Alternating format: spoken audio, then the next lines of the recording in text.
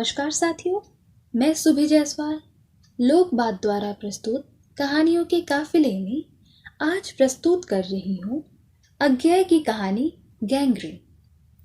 इस कहानी में एक विवाहिता नारी के अभाव में घुटते हुए व्यक्तित्व की त्रासदी का चित्रण है। कहानी की शुरुआत कुछ इस प्रकार से है। दोपहर में उस सूने आंगन में पैर रखते ही मुझे ऐसा जान पड़ा मानो उस पर किसी शाप की छाया मंडरा रही हो। उसके वातावरण में कुछ ऐसा अकथ्य और संप्रेष्य किंतु फिर भी बोझिल और प्रकंपमय और घनासा फैल रहा था। मेरी आहट सुनते ही मालती बाहर निकली। मुझे देखकर पहचान कर उसकी मुरझाई हुई मुख मुद्रा तनिक से मीठे विस्मय से जागी और फिर पूर्ववत हो गई। उसने कहा, आ जाओ, और बिना उत्तर की प्रतीक्षा किए भीतर की ओर चली गई। मैं भी उसके पीछे हो लिया। भीतर पहुंचकर मैंने पूछा, वे यहाँ नहीं है? अभी आए नहीं हैं, दफ्तर में है, थोड़ी देर में आ जाएंगे। कोई 1:30-2 बजे आया करते हैं। कब से गए हुए हैं? सवेरे उठते ही चले जाते हैं। मैं हूँ कहकर कुछ और पूछने को हुआ, और तुम इतनी देर क्या करती हो? पर फिर सोचा, आते ही एकाएक प्रश्न करना ठीक नहीं है। मैंने कमरे के चारों ओर देखा। मालती एक पंखा उठा लाई और मुझे हवा करने लगी। मैंने आपत्ति करते हुए कहा, नहीं नहीं, मुझे नहीं चाहिए। पर वह नहीं मानी। बोली, वाह, चाहिए कैसी नहीं, इतनी धूप में तो आए हो यहाँ तो। मैंने कहा, अच्छा लाओ, मुझे दे दो। वह शायद ना करने वाली थी, पर तभी दूसरे कमरे से शिशु के रोने की आवाज सुनकर उसने चुपचाप पंखा मुझे दे दिया और घुटनों पर हाथ टेकती हुई एक थकी हुई हूं करके उठी और भीतर चली गई।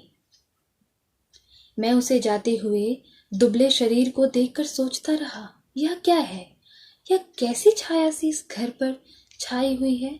मालती मेरे दूर के रिश्ते की बहन है, किंतु उसे सखी कहना ही उचित है, क्योंकि हमारा परस्पर संबंध साख्य का ही रहा है। हम बचपन से इकट्ठे खेले हैं, इकट्ठे लड़े हैं और पिटे भी हैं। हमारी बहुत सी पढ़ाई भी इकट्ठे ही हुई है, और हमारे व्यवहार में सदा साख्य की स्वेच्छा और स्वच्छंदता ही रही है। वह कभी भ्रातृत्व के या बड़े छोटे के बंधनों में नहीं घिरा। मैं आज कोई 4 वर्ष बाद उसे देखने आया हूँ। जब मैंने उसे इससे पूर्व देखा था तब वह लड़की ही थी, पर अब वह विवाहिता है, एक बच्चे की माँ भी है। इससे कोई परिवर्तन उसमें आया होगा, और यदि आया भी होगा तो क्या, यह मैंने अभी तक सोचा नहीं था। किंतु अब उसकी पीठ की ओर देखता हूँ और सोच रहा था कि यह कैसी छाया सी इस घर पर छाई हुई है, और विशेषतः मालती पर। मालती बच्चे को लेकर लौट आई और फिर मुझसे कुछ दूर नीचे बिछी हुई दरी पर बैठ गई।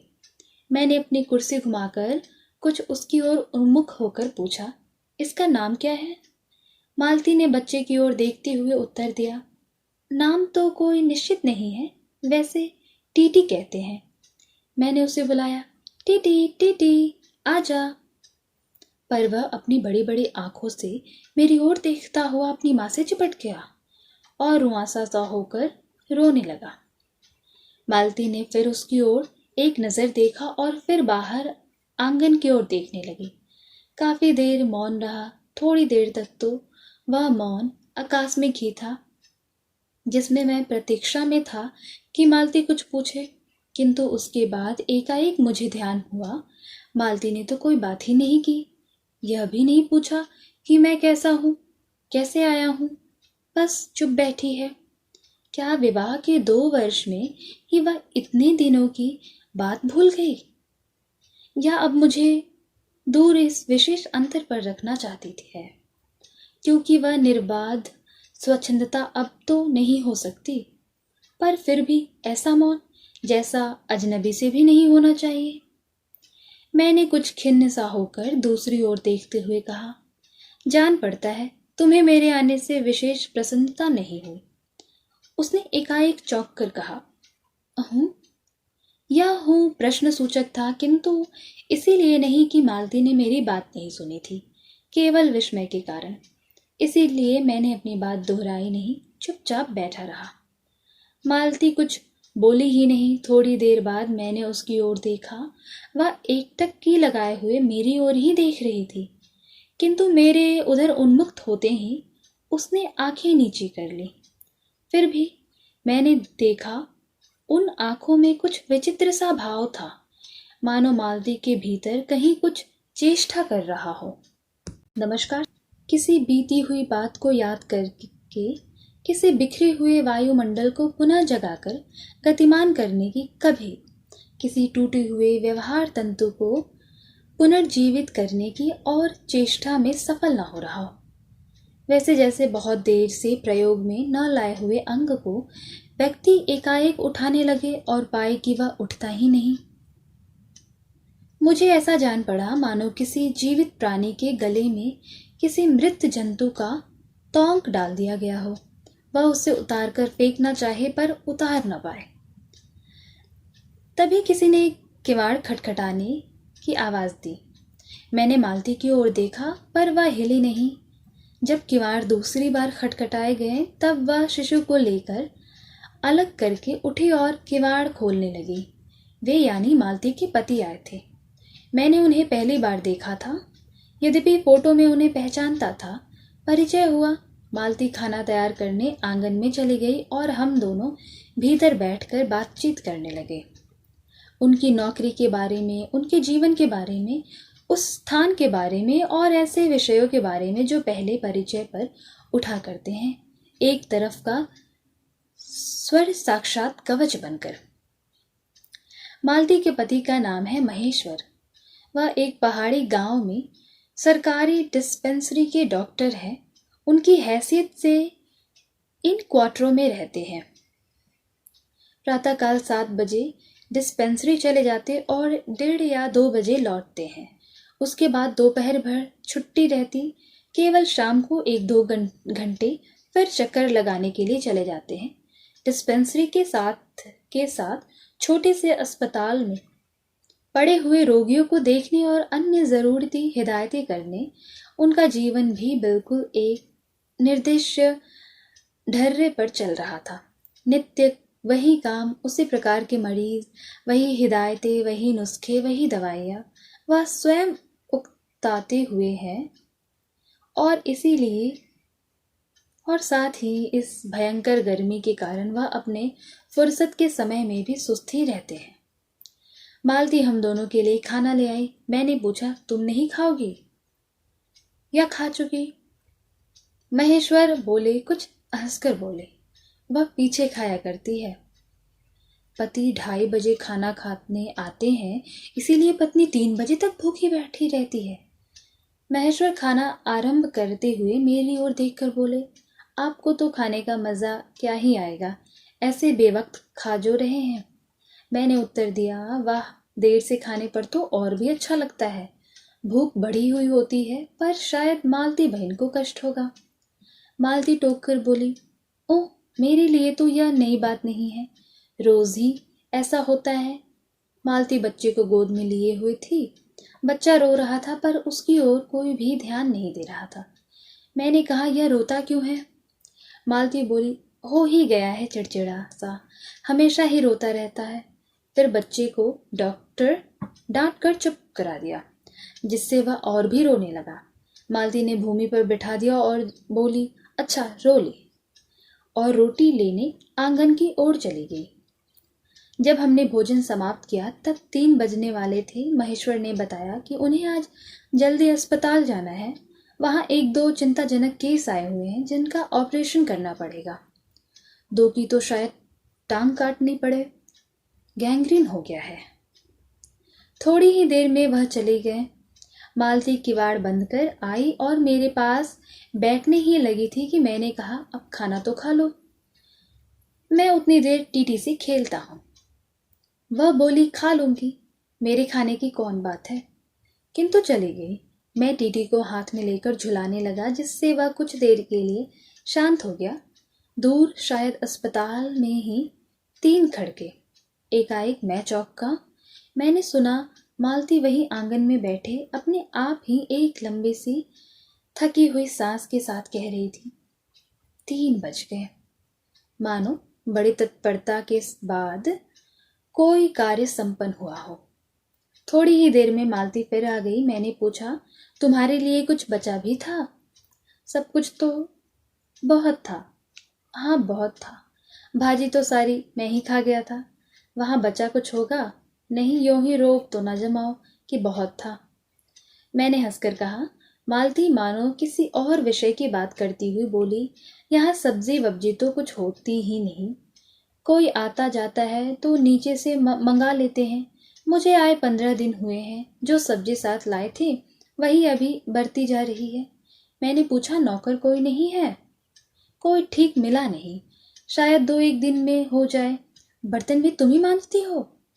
और कौन, कहकर मालती क्षण भर आंगन में जाकर लौट आई। मैंने पूछा, कहाँ गई थी? आज पानी ही नहीं है, बर्तन कैसे मंजेंगे? क्यों, पानी को क्या हुआ? रोज ही होता है, कभी वक्त पर तो आता नहीं।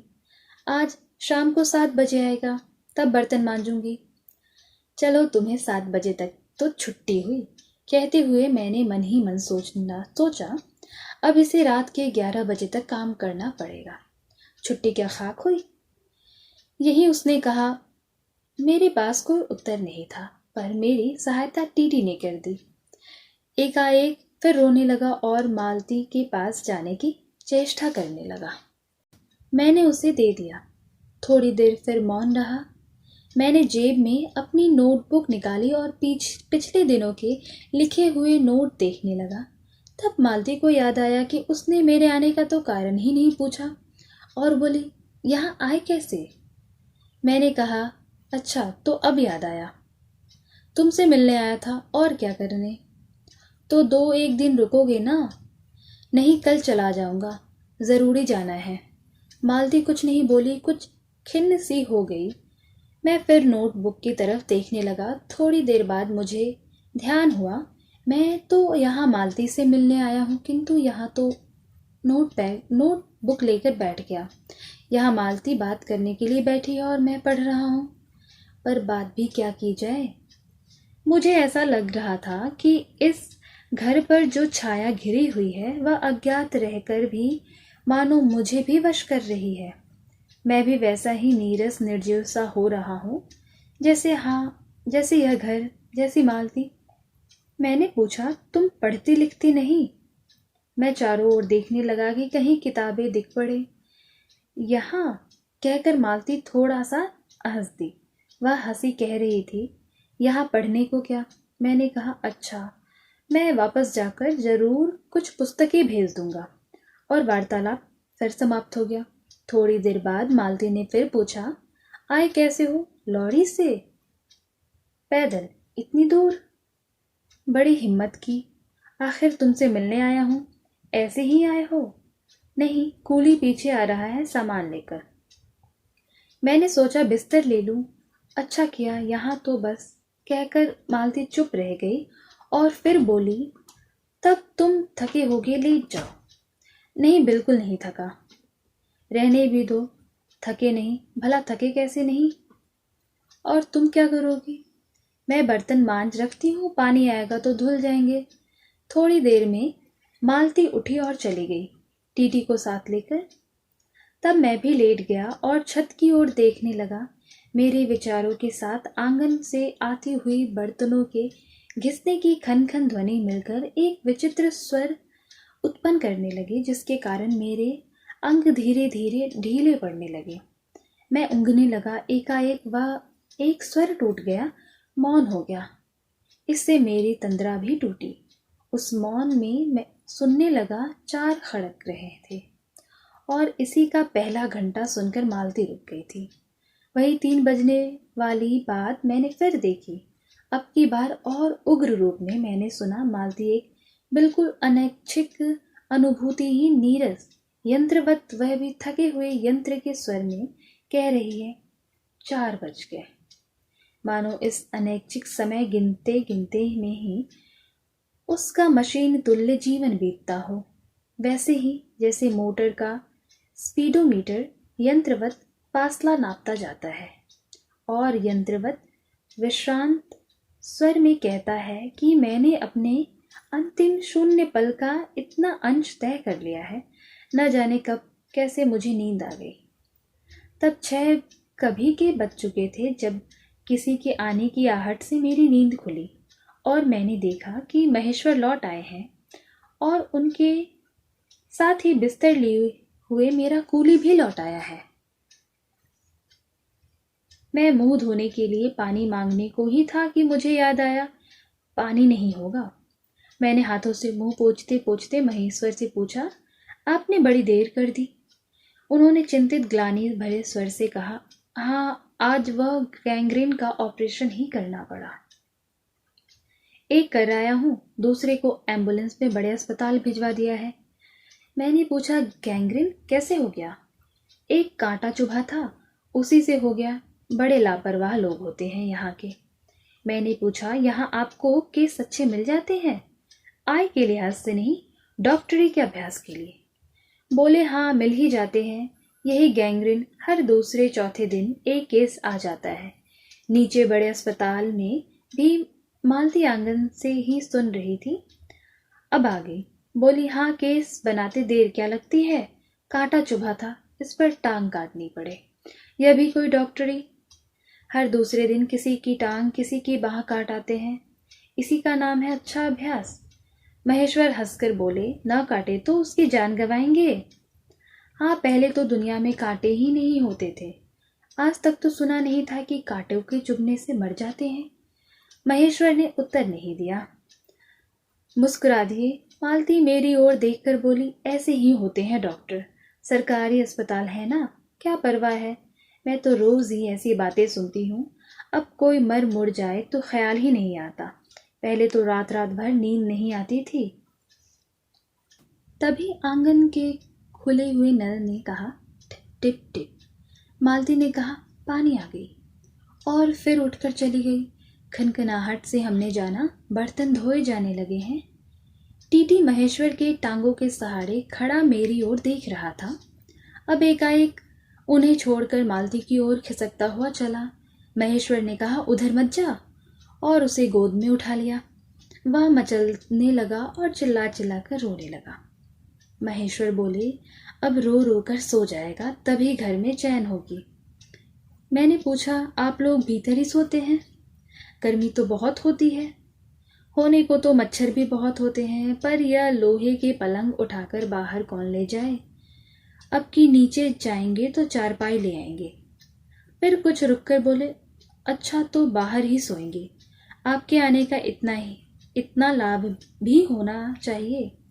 तभी टीटी अभी तक रोता ही जा रहा था। महेश्वर ने उसे एक पलंग पर बैठा दिया और पलंग बाहर खींचने लगे। मैंने कहा, मैं मदद करता हूँ, और दूसरी ओर से पलंग उठाकर निकलवा दिया। अब हम तीनों, महेश्वर, टीटी और मैं, पलंग पर बैठ गए और वार्तालाप के लिए उपयुक्त विषय ना पाकर उस कमी को छुपाने के लिए टीटी के साथ ही खेलने लगे। बाहर आकर वह कुछ चुप हो गया था, किंतु बीच में जैसे एकाएक कोई भूला हुआ कर्तव्य याद करके रो उठता था और फिर एकदम चुप हो जाता था, और कभी कभी हम हंस पड़ते थे या महेश्वर उसके बारे में कुछ बात कह देते थे। मालती बर्तन धो चुकी थी। जब वह उन्हें लेकर आंगन की एक ओर रसोई छप्पड़ की ओर चली, तब महेश्वर ने कहा, थोड़े से आम लाया हूं, वह भी धो लेना। कहाँ है? अंगीठी पर रखे हैं, कागज में लपेटे हुए। मालती ने भीतर जाकर आम उठाए और अपने आंचल में डाल लिए। जिस कागज में वह आम लिपटे हुए थे वह किसी पुराने अखबार का टुकड़ा था। मालती चलती चलती संध्या के इस क्षीण प्रकाश में उसी को पढ़ती जा रही थी। वह नल के पास जाकर खड़ी उसे पढ़ती रही। जब दोनों ओर पढ़ चुकी तब एक लंबी सांस लेकर उसने उसे फेंक दिया और आम धोने लगी।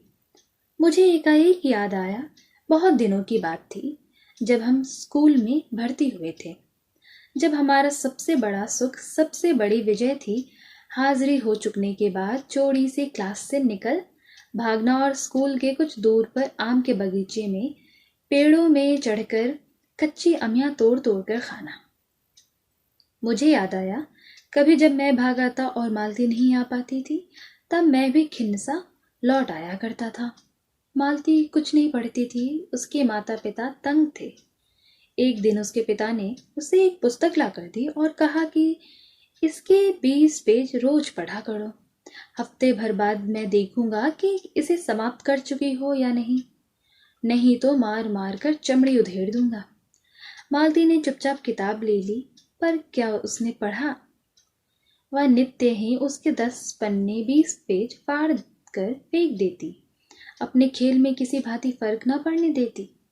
जब 8वें दिन उसके पिता ने पूछा, किताब समाप्त कर ली? तो उत्तर दिया, हाँ कर ली। पिता ने कहा, लाओ मैं प्रश्न पूछता हूँ। तो चुप खड़ी रही। पिता ने फिर कहा तो उद्धत स्वर में बोली, किताब मैंने फाड़ कर फेंक दी, मैं नहीं पढ़ूंगी।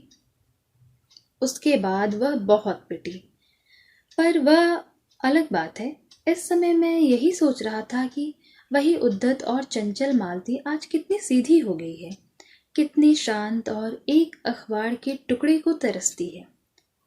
यह क्या है? यह तभी महेश्वर ने पूछा, रोटी कब बनेगी? बस अभी बनाती हूँ। पर अब की बार जब मालती रसोई की ओर चली, तब टीटी ने कर्तव्य भावना बहुत विस्तीर्ण हो गए। वह मालती की ओर हाथ बढ़ाकर रोने लगा और नहीं माना। मालती उसे भी गोद में लेकर चली गई। रसोई में बैठकर एक हाथ से उसे थपकने लगी और दूसरे से कई एक छोटे छोटे डिब्बे उठाकर अपने सामने रखने लगी। और हम दोनों चुपचाप रात्रि की और भोजन की और एक दूसरे के कुछ कहने की और ना जाने किस किस न्यूनता की पूर्ति की प्रतीक्षा करने लगे। हम भोजन कर चुके थे और बिस्तर पर लेट गए थे और टीटी सो गया था। मालती पलंग के एक ओर मोम जामा बिछाकर उसे उस पर लिटा गई थी। वह सो गया था, पर नींद में कभी कभी चौंक उठता था। एक बार तो उठकर बैठ भी गया, पर तुरंत ही लेट गया। मैंने महेश्वर से पूछा, आप तो थके होंगे, सो जाइए। वह बोले, थके तो आप अधिक होंगे, 18 मील पैदल चलकर आए हैं। किंतु उनके स्वर ने मानो जोड़ दिया, थका तो मैं भी हूँ। मैं चुप रहा। थोड़ी देर में किसी अपर संज्ञा ने मुझे बताया वह ऊँघ रहे हैं। तब लगभग 10:30 बजे थे। मालती भोजन कर रही थी। मैंने थोड़ी देर मालती की ओर देखा। वह किसी विचार में, यद्यपि बहुत गहरे विचार में नहीं, लीन हुई धीरे धीरे खाना खा रही थी। फिर मैं इधर उधर खिसक कर व पर आराम से होकर आकाश की ओर देखने लगा। पूर्णिमा थी, आकाश अनभ्र था। मैंने देखा उस सरकारी क्वार्टर की दिन में अत्यंत शुष्क और नीरस लगने वाली स्लेट की छत भी चांदनी में चमक रही थी। अत्यंत शीतलता और स्निग्धता से छलक रही है, मानो चंद्रिका उन पर से बहती हुई आ रही हो, झर रही हो। मैंने देखा पवन में चीड़ के वृक्ष गर्मी से सूखकर मटमैले हुए चीड़ के वृक्ष धीरे धीरे गा रहे हों कोई राग जो कोमल है किंतु करुण नहीं, अशांतिमय है किंतु उद्वेगमय नहीं। मैंने देखा प्रकाश से धुंधले नीले आकाश के तट पर जो चमगादड़ नीरव उड़ान से चक्कर काट रहे हैं, वे भी सुंदर दिखते हैं। मैंने देखा दिन भर की तपन, अशांति, थकान, दाह पहाड़ों में से भाप से उठकर वातावरण में खोए जा रहे हैं, जिसे ग्रहण करने के लिए पर्वत शिशुओं ने अपनी चीर वृक्ष रूपी भुजाएं आकाश की ओर बढ़ा रखी है। पर यह सब मैंने ही देखा, केवल मैंने। महेश्वर ऊँघ रहे थे और मालती उस समय भोजन से निवृत्त होकर दही जमाने के लिए मिट्टी का बर्तन गर्म पानी से धो रही थी और कह रही थी, अभी छुट्टी हुई जाती है। और मेरे कहने पर कि 11 बजने वाले हैं, धीरे से सिर हिलाकर जता रही थी कि रोज ही इतने बजते हैं। मालती ने वह सब कुछ नहीं देखा। मालती का जीवन अपनी रोज की नियत गति से बहा जा रहा था और एक चंद्रमा की चंद्रिका के लिए एक संसार के लिए रुकने को तैयार नहीं था। चांदनी में शिशु कैसा लगता है, इस अलस जिज्ञासा ने मैंने टीटू की ओर देखा और एकाएक मानो किसी सैशोवोचित वामता से उठा और खिसककर पलंग के से नीचे गिर पड़ा और चिल्ला चिल्ला कर रोने लगा। महेश्वर ने चौंक कर कहा, क्या हुआ? मैं झटपट उसे उठाने दौड़ा। मालती रसोई से बाहर निकल आई। मैंने उसे खट शब्द को याद करके धीरे से करुणा भरे स्वर में कहा, चोट बहुत लग गई बेचारे को। यह सब मानो एक ही क्षण में एक ही क्रिया की गति में हो गया। मालती ने रोते हुए शिशु को मुझसे लेने के लिए हाथ बढ़ाते हुए कहा, इसके चोटें लगती ही रहती है, रोज ही गिर पड़ता है। एक छोटे क्षण भर के लिए मैं स्तब्ध हो गया। फिर एकाएक मेरे मन में मेरे समूचे अस्तित्व ने विद्रोह के स्वर में कहा। मेरे मन के भीतर ही बाहर एक शब्द भी नहीं निकला। माँ, युवती माँ, यह तुम्हारे हृदय को क्या हो गया है जो तुम अपने एकमात्र बच्चे के गिरने पर ऐसी बात कर रही हो, और यह अभी जब तुम्हारा सारा जीवन तुम्हारे आगे है। और तब एकाएक मैंने जाना कि वह भावना मिथ्या नहीं है। मैंने देखा कि सचमुच उस कुटुंब में कोई गहरी भयंकर छाया घर कर गई है। उसके जीवन के इस पहले ही यौवन में घुन की तरह लग गई है। उसका इतना अभिन्न अंग हो गई है कि वे उसे पहचानते ही नहीं, उसी के परिधि में घिरे हुए चले जा रहे हैं। इतना ही नहीं, मैंने उस छाया को देख भी लिया। इतनी देर में पूर्ववत शांति हो गई। महेश्वर फिर लेटकर ऊँघ रहे थे।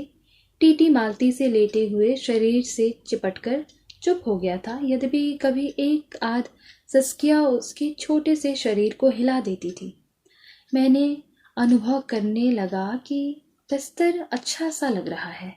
मालती चुपचाप आकाश में देख रही थी, किंतु क्या चंद्रिका को या तारों को।